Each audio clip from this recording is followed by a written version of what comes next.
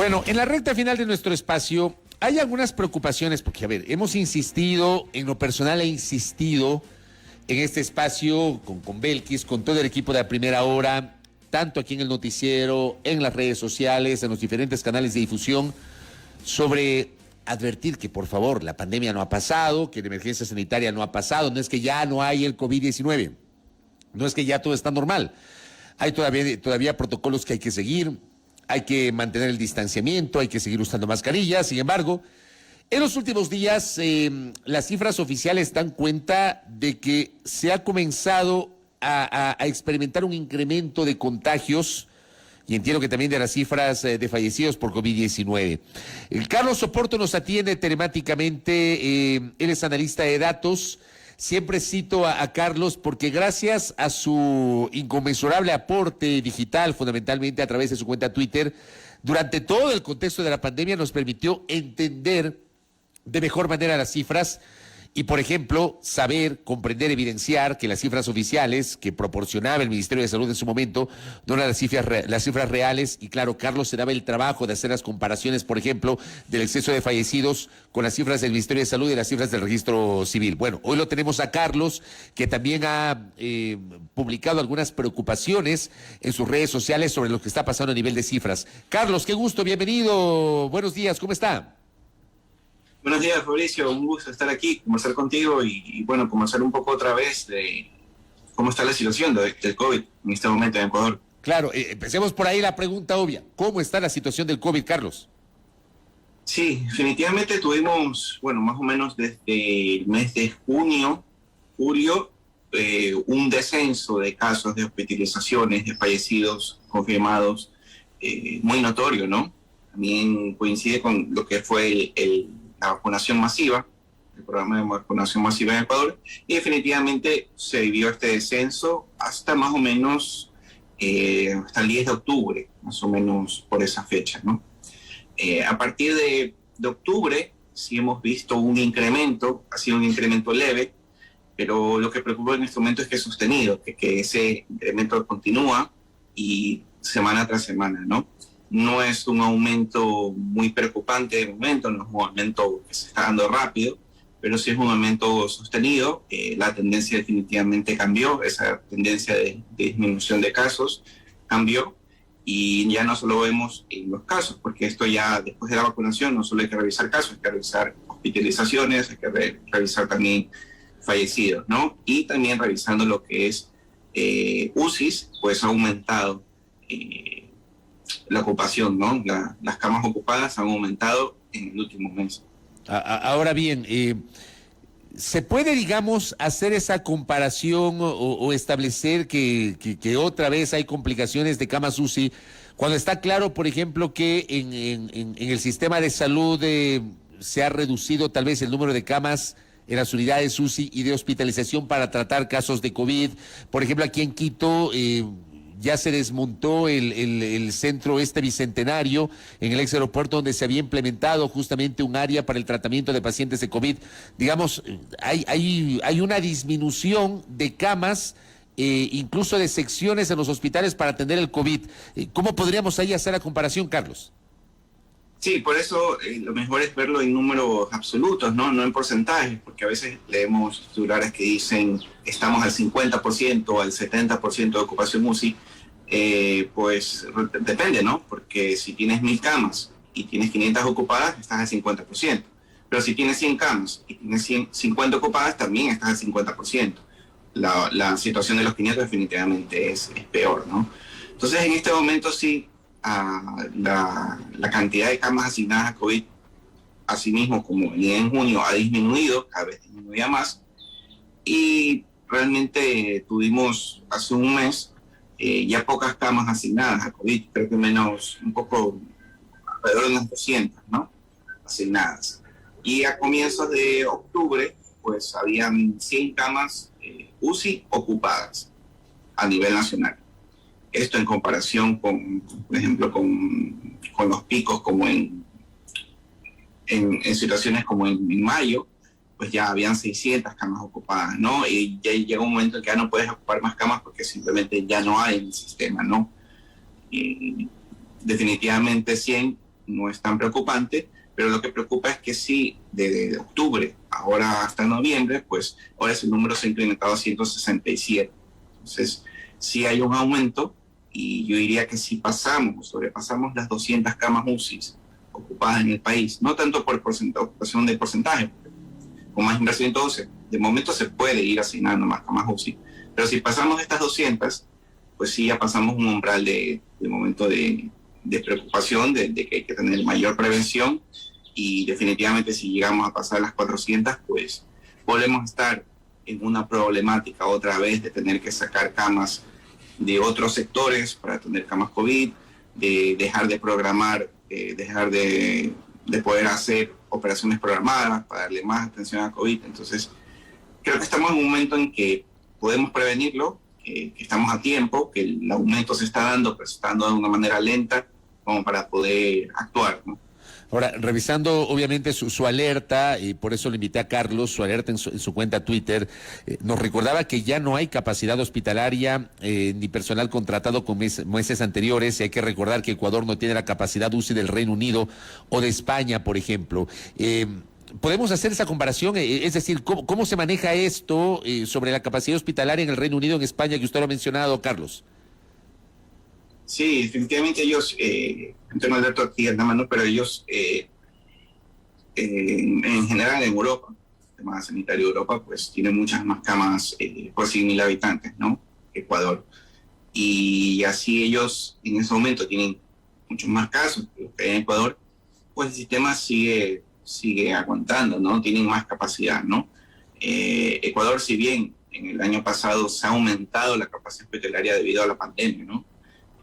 Esa capacidad que teníamos, por así decirlo, en abril del 2021, pues ha disminuido, ¿no? Ha disminuido porque ya hay personal contratado que ya no está contratado, que se contrató por esos meses más de emergencia.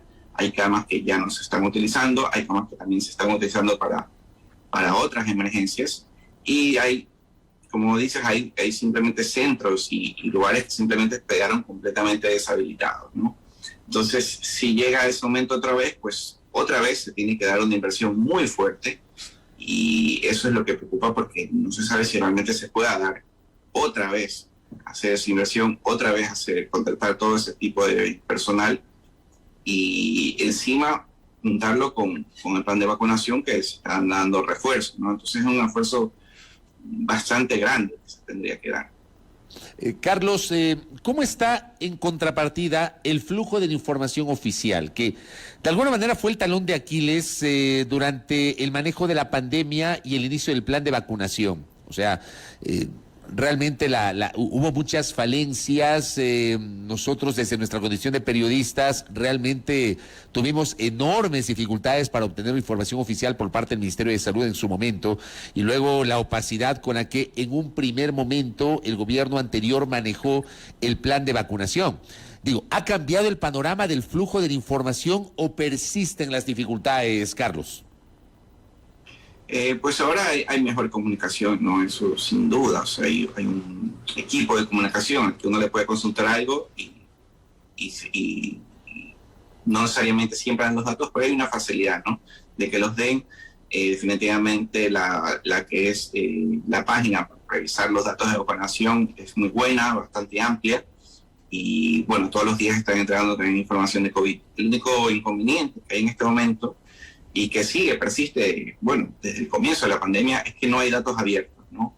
No hay datos abiertos, y por eso muchas personas, medios de comunicación, investigadores, se les hace muy difícil poder manejar estos datos, ¿no? Que están en un PDF estático y que la ciudadanía normalmente no los puede entender, porque que me digas 400 hoy, 420 mañana, hace falta ver visualizaciones, ¿no? Y esto sí es un trabajo que debería hacerlo el Ministerio de Salud Pública, en poder crear paneles con visualizaciones, así como lo tienen en el de vacunación. Debería hacerse también con hospitalizaciones, con casos y la situación de cómo está el COVID, ¿no? Creo que se ha hecho un buen trabajo ahí en lo que es la vacunación.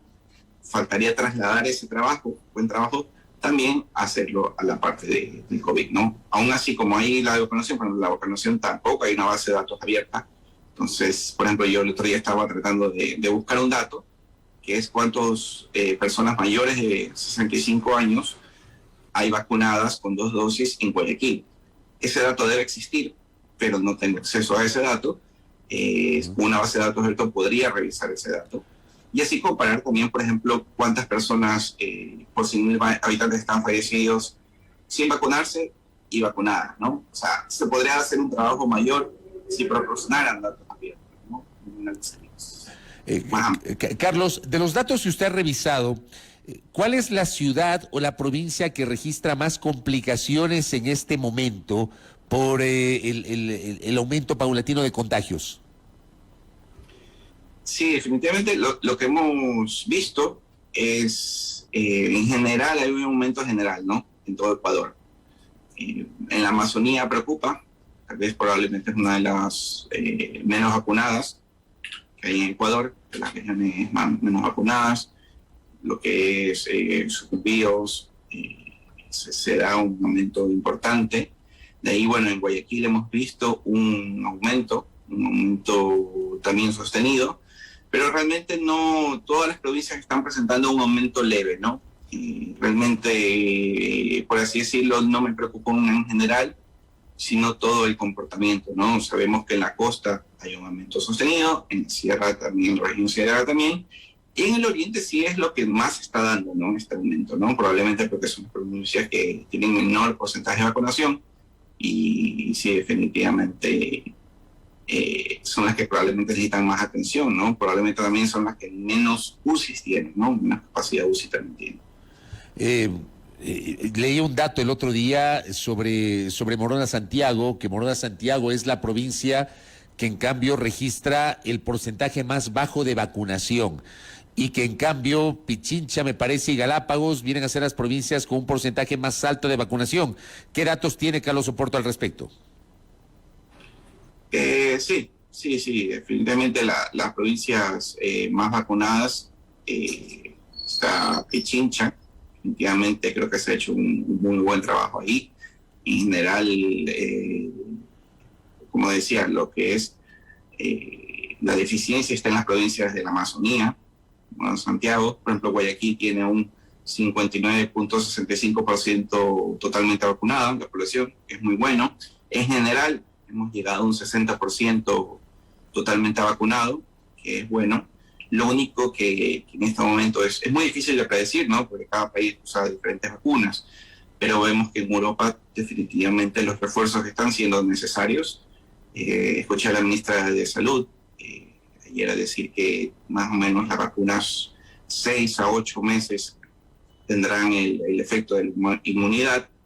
Creo que esto dependerá un poco del tipo de vacunas, no todo va a ser exactamente, pero en promedio podríamos decir esos 6, 8 meses, ¿no?